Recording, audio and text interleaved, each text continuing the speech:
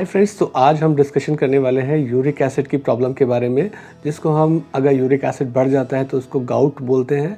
बहुत कॉमन होता है कि अगर बिना किसी चोट के किसी इंसान को एक घुटने में दर्द हो या जो पैर का अंगूठा होता है उसके अंदर दर्द होने लगे और बहुत ज़ोर से हो, रेस्ट करने पे भी पेन हो रहा हो, रात में सोने ना दे और घुटने में स्पेशली सूजन आ जाए। तो नी और जो ग्रेट टो होता है ये बहुत ही इंपॉर्टेंट एरिया होते हैं जहाँ पे यूरिक एसिड के पेन होते हैं।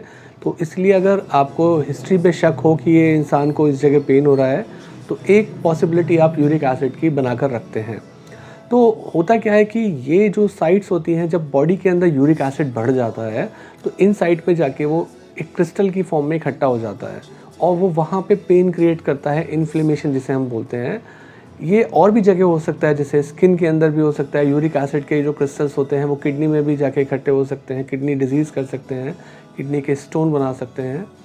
तो हम जो इन्फ्लेमेशन टर्म की बात करते हैं, जितने भी गठिया बाय की कंडीशन होती हैं उनमें इन्फ्लेमेशन एक चीज़ होती है जिसका कारण होता है कि वो जो जोड़ जिसमें वो इन्फ्लेमेशन होता है वो रेड हॉट और पेन और स्वेलिंग के साथ साथ वो फीचर्स दिखाता है। मतलब कि वो जोड़ जहाँ पे इन्फ्लेमेशन होगा वहाँ पे थोड़ी सी लाली दिखेगी जोड़ के ऊपर, पेन दिखेगा, सूजन दिखेगी वहाँ पर और छूने पे वो हिस्सा गर्म लगेगा।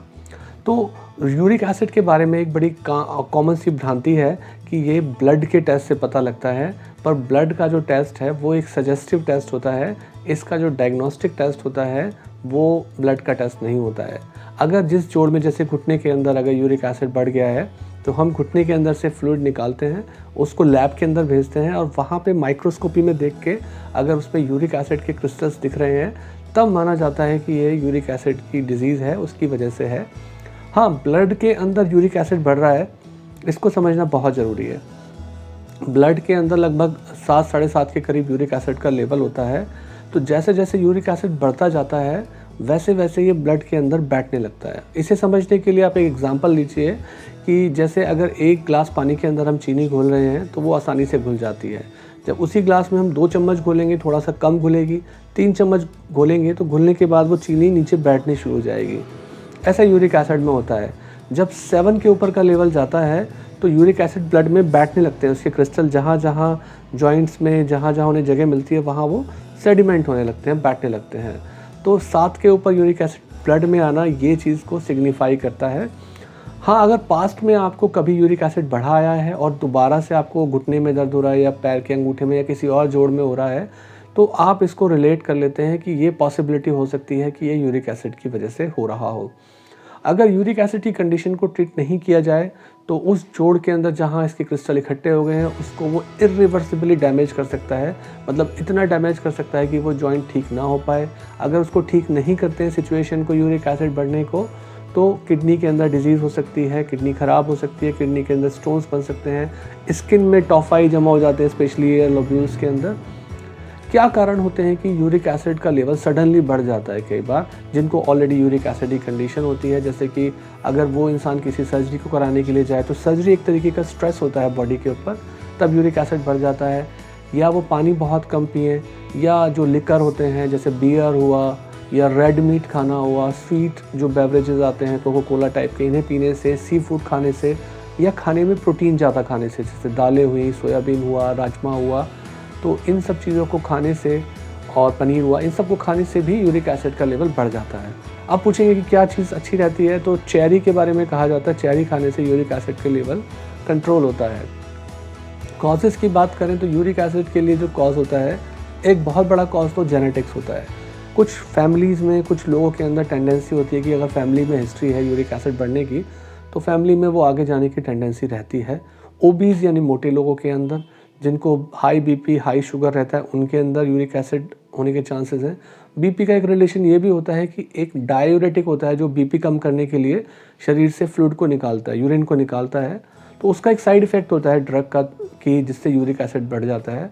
तो ऐसे में हम देखते हैं कि वो पेशेंट कहीं ये वाले ड्रग तो नहीं खा रहा है जिसकी वजह से यूरिक एसिड का लेवल बढ़ जाता है। जिन लोगों की किडनी ख़राब होती है किसी भी डिजीज़ की वजह से, उनके अंदर यूरिक एसिड बढ़ने के चांसेस रहते हैं, बड़े ही रहते हैं, क्योंकि किडनी सही से फ़िल्टर नहीं कर पाएगी यूरिक एसिड को, तो वो बॉडी में ही इकट्ठा होना शुरू हो जाएगा। या जो लोग किसी रीज़न से, जैसे आजकल बहुत सारे लोगों को पतला होने के लिए या जिम के लिए प्रोटीन की अमाउंट खानी होती है बहुत ज़्यादा, और पानी कम पीते हैं, या बॉडी उनकी जेनेटिकली प्रीडिस्पोज है यूरिक एसिड बढ़ने के लिए, तो वो लोग जब ज़्यादा प्रोटीन खाते हैं तो उनके अंदर भी यूरिक एसिड बढ़ जाता है। या कुछ फैमिलीज़ की डाइट ही हाई प्रोटीन डाइट्स होती हैं, लो कार्ब डाइट होती हैं, उनके अंदर भी होने के चांसेस रहते हैं। तो रिस्क फैक्टर की बात करें तो जिनको अंदर हाई बीपी है, हाई शुगर है, किसी सर्जरी में जा रहे हैं, कोई ट्रॉमा हो गया है, ट्रॉमा से स्ट्रेस आ गया है, मेडिसिन खाने से, जैसे थायराइड टाइप की कुछ मेडिसिन है जिनसे यूरिक एसिड बढ़ जाता है, या लो डोज एस्पिरिन खाने से यूरिक एसिड का लेवल ब्लड में बढ़ जाता है। सिम्टम्स सारे वही आएंगे कि जिस जोड़ के अंदर वो बढ़ेगा उस जोड़ के अंदर सीवियर पेन होगा, वो रेड हो जाएगा, छूने पे गर्म लगेगा, स्वेलिंग दिखेगी, पेन होगा। तो ये तो इसकी बात हो गई।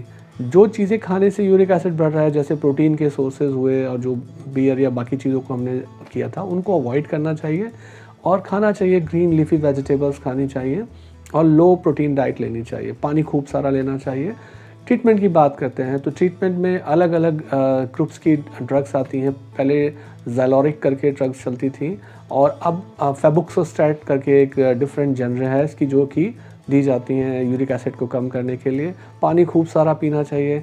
इनिशियली पेन को कवर करने के लिए एनासिड यानी कि एंटी इन्फ्लेमेटरी ड्रग्स दी जाती हैं, जिन्हें पेन किलर भी बोलते हैं आम भाषा में, और साथ साथ ज़रूरत पड़ती है तो लोकल स्टेरॉइड के इंजेक्शंस भी लगाए जाते हैं और खाने के लिए भी दी जाती है। वो पेशेंट के सारे प्रोफाइल को देख के कि इनको नुकसान तो नहीं करेंगी, उनके हिसाब से ये ड्रग्स दी जाती हैं। फूड रिस्ट्रिक्शंस, वही चीज़ें जो कि यूरिक एसिड बढ़ाते हैं उन्हें नहीं खाना चाहिए। और ब्लड टेस्ट से आपको एक आइडिया मिलता है। सारे जोड़ के अंदर आप फ्लूइड को निकाल के, जो कि हमने डायग्नोस्टिक टेस्ट बताया था कि ब्लड का टेस्ट डायग्नोस्टिक नहीं होता है, इसके लिए जो डायग्नोस्टिक टेस्ट होता है वो जोड़ से जो निकाल के हम फ्लूइड चेक करते हैं। पर जैसे कि अंगूठे के अंदर हुआ तो वहाँ से फ्लूइड निकालना इतना आसान नहीं होता है। घुटने में हुआ तो फिर भी आपके लिए वो आसान रहता है कि वो जांच के लिए भेजा जा सके, इसलिए ब्लड कॉमनली भेजा जाने वाला टेस्ट है।